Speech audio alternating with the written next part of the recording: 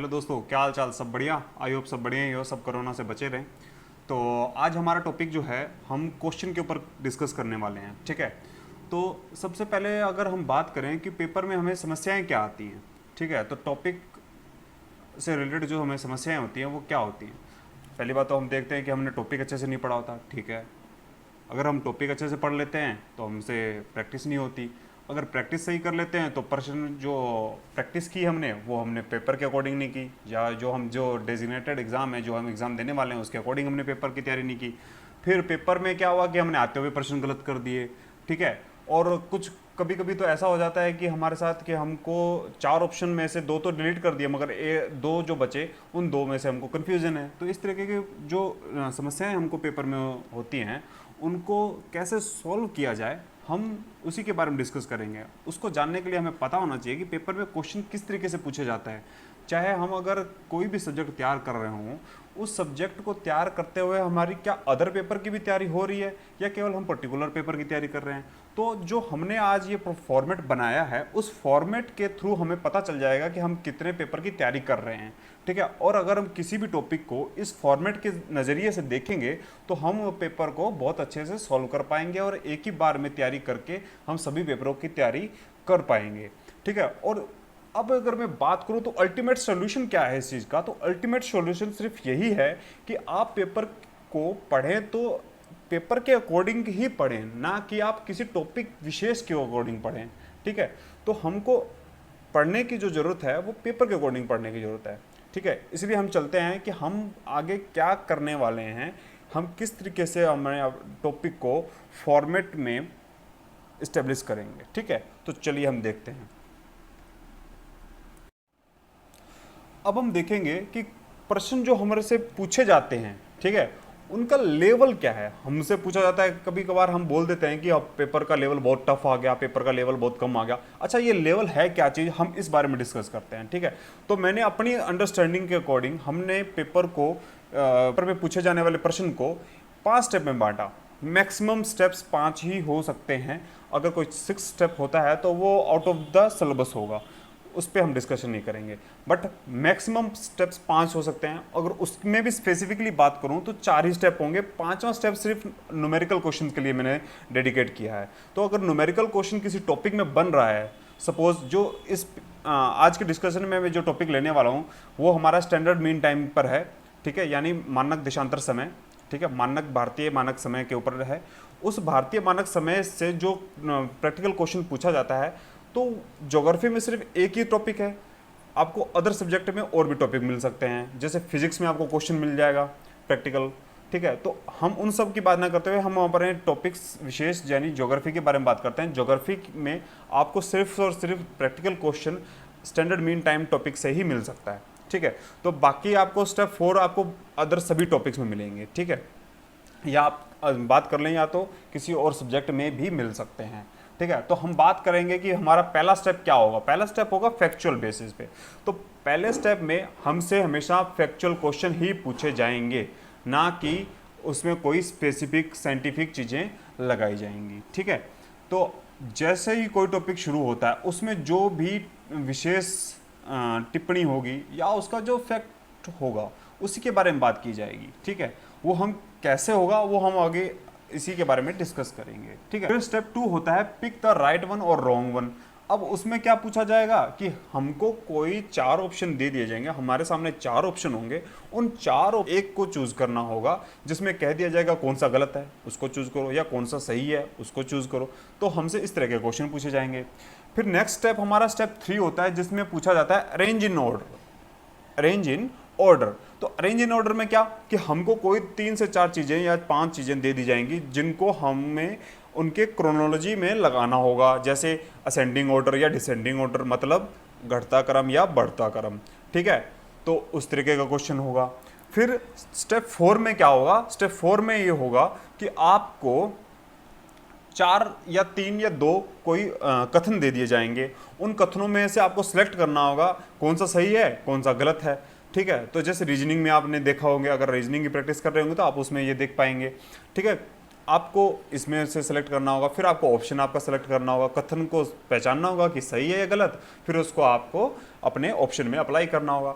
ये 4 स्टेप तो आपने देखे कि पेपर में पूछे जाते हैं। फिर 5वां स्टेप जो है कि न्यूमेरिकल क्वेश्चन। हालांकि ये सभी टॉपिक में नहीं पूछा जाएगा, जैसे मैंने पहले आपको बताया, तो आपसे ये एक स्पेसिफिक टॉपिक यानी स्टैंडर्ड मीन टाइम में ही पूछे जाने की संभावना बनती है। तो हम अब देखेंगे कि इन सभी क्वेश्चन के फॉर्मेट क्या हो सकते हैं। हाँ, एक और चीज़ जरूर बताना चाहूँगा कि फैक्चुअल क्वेश्चन और pick the right one question जो पूछे जाते हैं वो 1 डे एग्जाम्स में पूछे जाते हैं, या एक ही दिन में एग्जाम हुआ, कट ऑफ आई और आपका सिलेक्शन हो गया। ठीक है। अरेंज इन ऑर्डर और सिलेक्ट ऑप्शन का जो ऑप्शन पूछा जाता है या क्वेश्चन पूछा जाता है वो आपसे किसी अच्छे स्तरीय एग्ज़ाम, जैसे मान लीजिए कि जिसमें चरणबद्ध एग्ज़ाम होता हो, जैसे प्री होता हो, मेंस होता हो, फिर उसके बाद इंटरव्यू होता हो, या फिर एक एग्ज़ाम फिर इंटरव्यू होता हो, तो इस तरीके के एग्ज़ाम्स में आपसे ये क्वेश्चन पूछे जाते हैं। ठीक है। तो उन एग्ज़ाम्स में कौन से एग्ज़ाम जाते हैं? फर्स्ट ग्रेड का एग्ज़ाम, ठीक है, स्कूल लेक्चरर यानी उसको बोलते हैं हम, कॉलेज लेक्चरर का एग्ज़ाम, यूपीएससी के एग्ज़ाम्स या यूपीपीएससी का एग्ज़ाम, या स्टेट पीएससी, किसी भी तरीके के स्टेट पीएससी के एग्ज़ाम, यानी राजस्थान आरएएस का हो गया, मध्य प्रदेश पीएससी का, बिहार पीएससी का, किसी भी तरीके के क्वेश्चन किसी भी तरीके के एग्ज़ाम में ये पूछा जाता है। ठीक है। तो हमारे किस तरीके के स्टेप्स आएंगे इसमें? तीसरे और चौथे स्टेप के स्टेप्स हमसे पूछे जाएंगे। ठीक है। अब हम देखते हैं कि इसमें किस तरीके के क्वेश्चन बनते हैं। चलते हैं हम अपनी नेक्स्ट स्लाइड की ओर। अब हमारा आता है फर्स्ट स्टेप। फर्स्ट स्टेप में किस तरीके के फैक्चुअल क्वेश्चन पूछे जाते हैं, हम उसके बारे में डिस्कस करते हैं। तो पहला हमारा क्वेश्चन है कि निम्नलिखित में से कौन सा भारत की प्रमाणिक मध्याह्न रेखा कहलाता है? तो वो होता है 82.5 डिग्री, यानी 82 डिग्री 30 मिनट। तो कौन सा आ जाता है? 82.5 डिग्री आएगा, यानी 82 डिग्री 30 मिनट।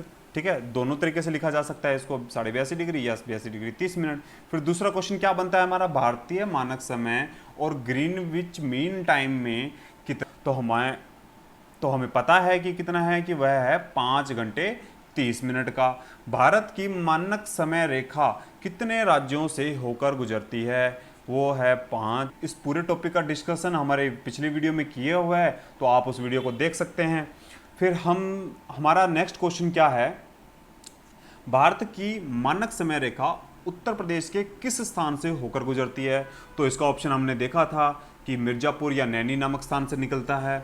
अब फिर हमारा लास्ट क्वेश्चन क्या है, 5वां, किस तरीके से पूछा जा सकता है? मानक समय रेखा पर स्थित सबसे बड़ा राज्य व सबसे छोटा राज्य कौन सा है?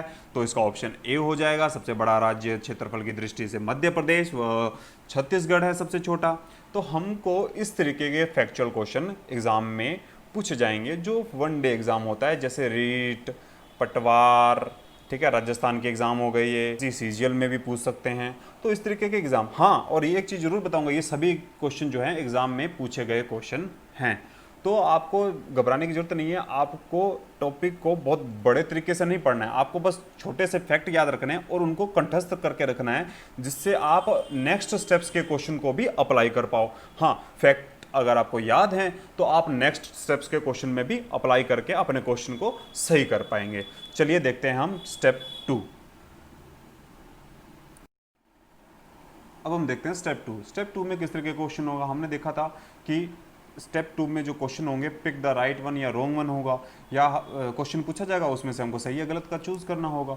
तो पहला क्वेश्चन हमें क्या कहता है कि निम्नलिखित में से किस राज्य से होकर प्रधान मध्याह्न रेखा नहीं गुजरती? शब्द को याद रखना है, नहीं गुजरती। तो पहले हम देख लेंगे किस किस से गुजरती है। उत्तर प्रदेश से भी जाती है, मध्य प्रदेश से भी, और आंध्र प्रदेश से। और जाती किससे नहीं है? महाराष्ट्र से। तो यह महाराष्ट्र हमारा इस क्वेश्चन का सही आंसर हो जाएगा। फिर हमें देखना है निम्नलिखित कथनों में से सही कथन कौन सा है। तो सही कथन चूज करने के लिए हमें देखना होगा सभी ऑप्शनों को, और ऑप्शंस में हमें क्या मिलता है कि भारत की मानक समय रेखा 82 डिग्री 30 मिनट पश्चिमी देशांतर से ली गई है, जो कि गलत है। कौन सा है? पूर्वी देशांतर है। ठीक है, ये हमारा गलत हो गया। हमको कौन सा ढूंढना है? सही ढूंढना है। मानक समय रेखा पर स्थित सबसे बड़ा राज्य उत्तर प्रदेश है, नहीं, ये भी गलत है। ये कौन सा है? एमपी है। हमको पता है कि कौन सा है? एमपी है, तो ये भी गलत हो गया। हमें ढूंढना सही है। और भारत की मानक समय रेखा ग्रीनविच रेखा से 5 घंटे 30 मिनट आगे है, तो ये हमारा ऑप्शन सही है, और बाकी ये डी वाला भी गलत हो जाएगा। ठीक है, महाराष्ट्र से नहीं जाती है, याद रखना है, एमपी से जाती है। तो ठीक है, ये हमारा क्वेश्चन हो गया। अब हम देखते हैं अपना तीसरे नंबर का क्वेश्चन। तो प्रधान मध्याह्न रेखा के संबंध में कौन सा कथन गलत है, अब देखना है कि गलत पूछा गया है। तो हमें देखना होगा ऑप्शन ए अपना। ऑप्शन है प्रधान मध्याह्न रेखा ग्रीनविच रेखा से 5 घंटे 30 मिनट आगे है, ये सही ऑप्शन है।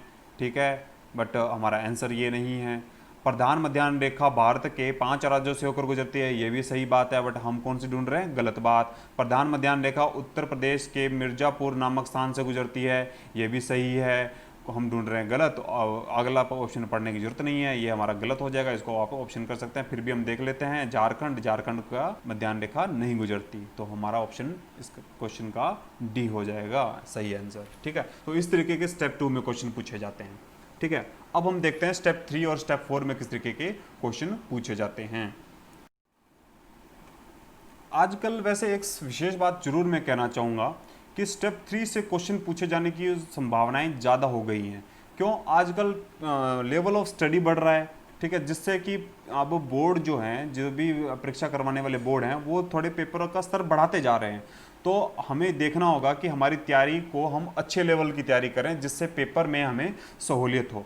तो हम स्टेप 3 को उसी के अकॉर्डिंग डिज़ाइन कर रहे हैं और उसके आंसर देख रहे हैं। तो पहला प्रश्न हमारा इसमें आ जाता है कि प्रधान मध्याह्न रेखा पर स्थित राज्यों को उत्तर से दक्षिण के क्रम में व्यवस्थित करें। हमने बात की थी कि स्टेप 3 में हमारा अरेंज इन द ऑर्डर के रूप में होगा, अरेंज इन ऑर्डर। तो हमें असेंडिंग ऑर्डर, डिसेंडिंग ऑर्डर या घटते क्रम या बढ़ते क्रम में हमें क्वेश्चन में दिए गए ऑप्शंस को लगाना होगा। तो हमारा हमें क्या क्या दिया गया, उत्तर प्रदेश हमें दिया गया, उत्तर प्रदेश, छत्तीसगढ़, उड़ीसा, मध्य प्रदेश, जिसको हमें लगाना है उत्तर से दक्षिण के क्रम में। तो हमको पहले तो हमें जो याद किया हुआ है उसको याद करते हुए इन सभी को अपने मन से इनके क्रोनोलॉजी में लगा लेना है। ठीक है, तो सबसे पहले कौन सा आता है, यूपी आता है, नॉर्थ में यूपी। ठीक है, फिर उसके बाद आता है एमपी, फिर उसके बाद आता है छत्तीसगढ़, फिर उसके बाद आता है उड़ीसा, फिर उसके बाद आता है आंध्र प्रदेश। ठीक है, तो हमको ये अपने 4 प्रदेश मिल गए हैं, हमको उसके अकॉर्डिंग लगा देना है, हमको ऑप्शन में पुट कर देना है इस ऑर्डर को। तो हमारा ए ऑप्शन इसमें आ जाएगा। ठीक है, फिर उसके बाद हमको देखना है दूसरा प्रश्न। दूसरे प्रश्न में हमसे क्या पूछा है, उत्तर की ओर से। अच्छा, ये बहुत ही इंपॉर्टेंट हो गई है आजकल के टाइम में वर्डिंग। आजकल प्रश्न को थोड़ा घुमा के पूछने की कोशिश की जा रही है, तो हमको सब चीज़ के लिए तैयार रहना होगा। उसमें हमें करना क्या है, पहले तो 2 चीज़ें ये होती हैं कि नॉर्थ टू साउथ पूछेगा या साउथ टू नॉर्थ पूछेगा, ये 2 तरीके के क्वेश्चन हो गए। बट आजकल क्या किया गया है कि प्रश्न को इस तरीके से घुमा के पूछने लगे हैं, उत्तर की ओर से, उत्तर की ओर से, फिर उत्तर की ओर, ये इस तरीके से प्रश्न पूछे जा रहे हैं। बट आप देखेंगे, इसको ढंग से समझने की कोशिश करेंगे तो नॉर्थ टू साउथ और साउथ टू नॉर्थ की ही बात की गई है, यानी उत्तर की ओर से, यानी उत्तर यानी नॉर्थ से साउथ की ओर। ठीक है, इसका मतलब तो ये हुआ, यानी उत्तर की ओर यानी साउथ से नॉर्थ की ओर, बात तो वही है ना।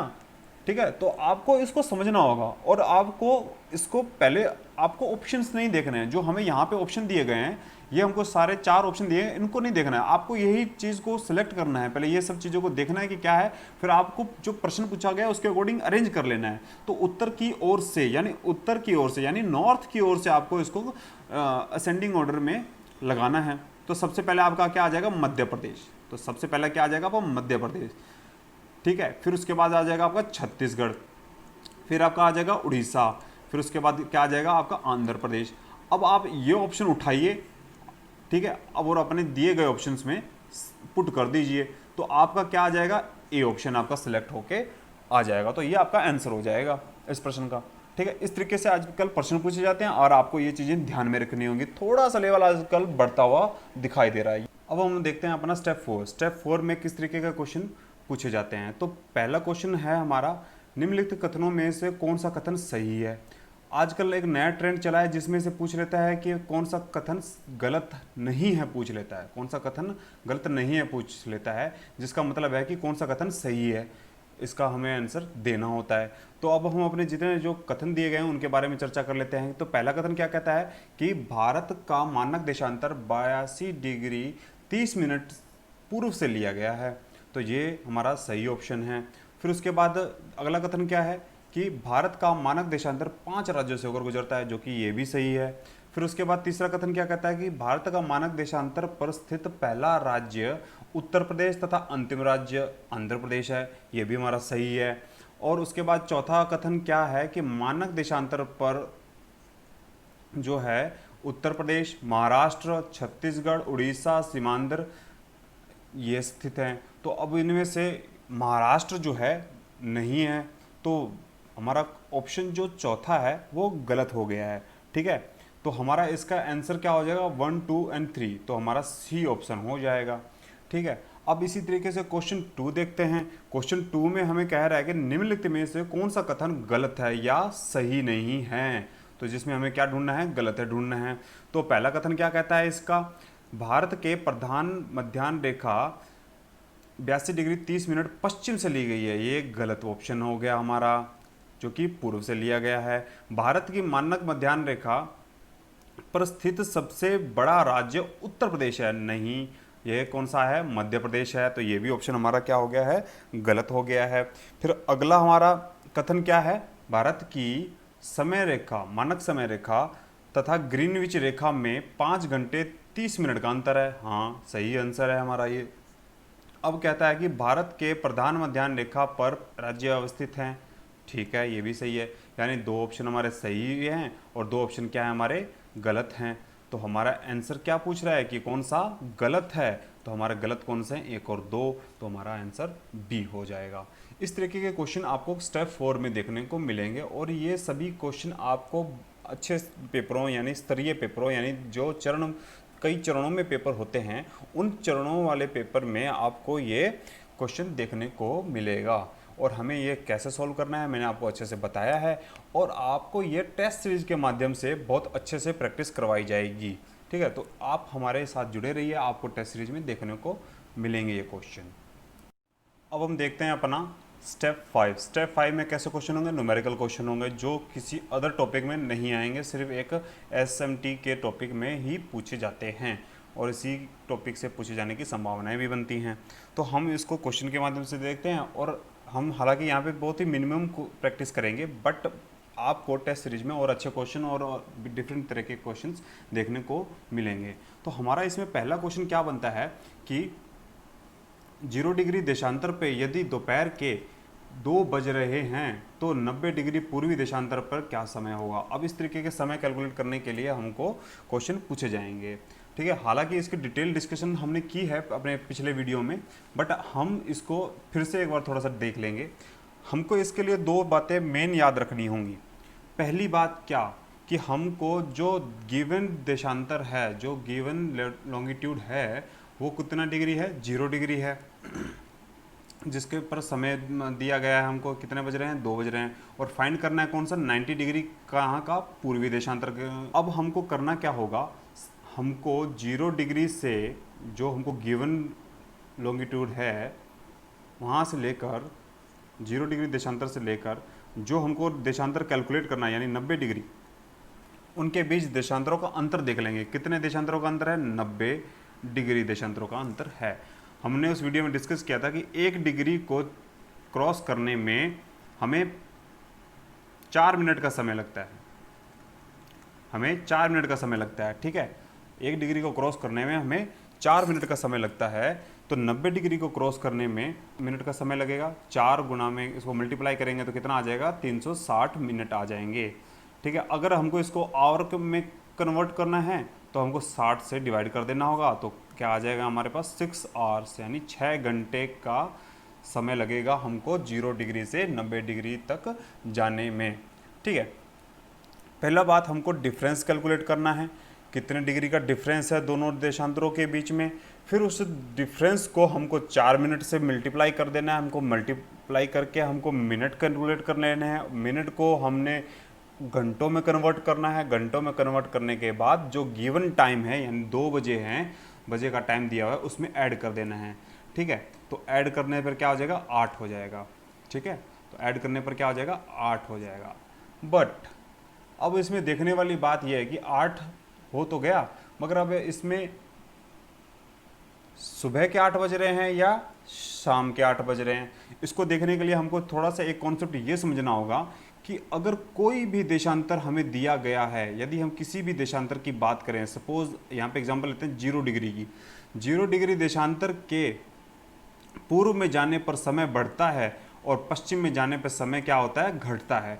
ये हमको फैक्ट याद रखना है, पूर्व में जाने पर समय बढ़ता है और पश्चिम में जाने पर समय घटता है। तो ये किसी भी देशांतर पर लागू होगा ये नियम, ठीक है।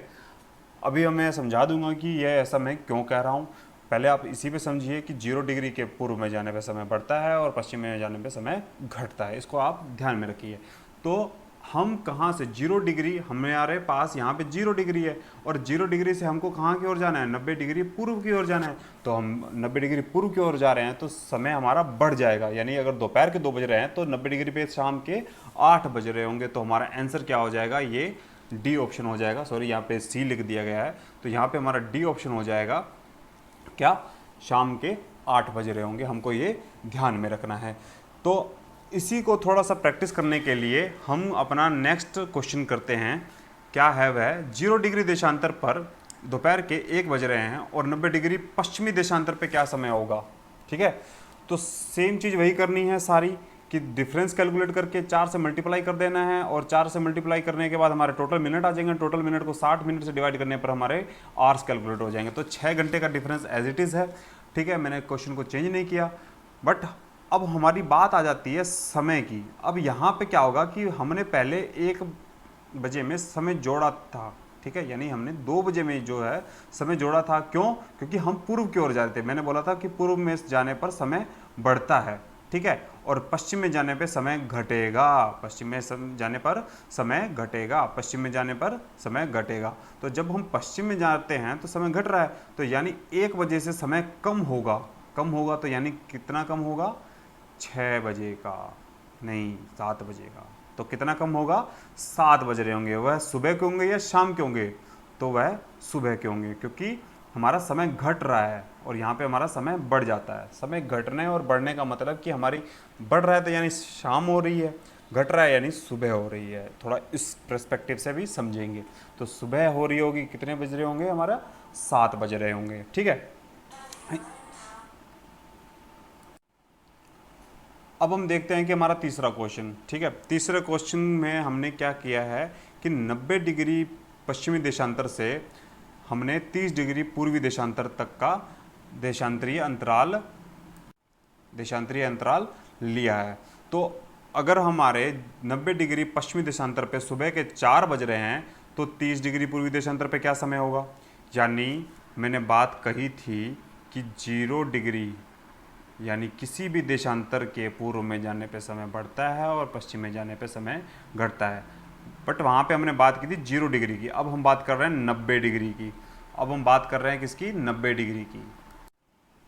तो 90 डिग्री में भी सेम ही अप्लाई होगा थ्योरम कि पूर्व में जाने पे समय बढ़ेगा, पश्चिम में जाने पे समय घटेगा, ठीक है। तो अब हम देखते हैं कि 90 डिग्री से 30 डिग्री के बीच में देशांतरीय अंतराल कितना है। तो 90 डिग्री, अगर 0 से डिग्री से बात करें हम, 0 से इधर 90 और 30 इधर, ठीक है, यानी पूर्व पश्चिम में 90 और पूर्व में 30, ठीक है। तो 90 प्लस 30 कितना हो जाएगा हमारा 120, यानी हमारा देशांतरीय अंतराल कितना है, 120 डिग्री का है, जिसमें हम 4 से मल्टीप्लाई करेंगे तो हमारा 480 मिनट आ जाएगा और उसको हम 60 से डिवाइड कर देंगे तो हमारा कितना आ जाएगा, 8 घंटे का समय आ जाएगा। यानी 90 डिग्री पूर्वी देशांतर 90 डिग्री पश्चिमी देशांतर पे सुबह के 4 बज रहे होंगे, तो 30 डिग्री पूर्वी देशांतर पे क्या समय होगा, 12 बज रहे होंगे। कब के, समय बढ़ रहा है, ध्यान रखना है। तो 12 बजे कब के, दोपहर के। तो हमारे क्या आ जाएगा, इसका आंसर ए आ जाएगा, ठीक है। तो इस तरीके से हमको प्रैक्टिकल क्वेश्चन करने होंगे, ठीक है, यानी न्यूमेरिकल क्वेश्चन करने होंगे। ये हमारा सारा हमने अपने स्टेप्स में इन सबको डिवाइड किया और हमने समझा कि किस टॉपिक से किस तरीके के क्वेश्चन पूछे जा सकते हैं। हाँ, स्टेप 5 स्पेसिफिकली इसी टॉपिक के लिए था, बट अदर सब्जेक्ट में इस टॉपिक की महत्व बढ़ सकता है, ठीक। ठीक है, तो आपने देखा कि हमने किस तरीके से एक एसएमटी टॉपिक को, स्टैंडर्ड मीन टाइम टॉपिक को कैसे सेग्रीगेट किया, कैसे उसके बेस्ट पॉसिबल क्वेश्चन पूछे जा सकते हैं, वैसे हमने उसके ऊपर डिस्कशन किया। ठीक है, हम आने वाले सभी टॉपिक को इसी तरीके से क्वेश्चन फॉर्मेट में डिस्कस करेंगे और इसी पर बेस्ड हम अपनी टेस्ट सीरीज को भी डिज़ाइन कर रहे हैं ताकि आप बेस्ट पॉसिबल प्रैक्टिस कर सकें और अपने पेपर को अच्छे से परफॉर्म कर सकें। अब मैं आपसे मिलता हूँ नेक्स्ट वीडियो में, इसके रिमेनिंग टॉपिक पे इसी तरीके के क्वेश्चन आपको देखने को मिलेंगे। आज की वीडियो में बस इतना ही। Thanks for watching.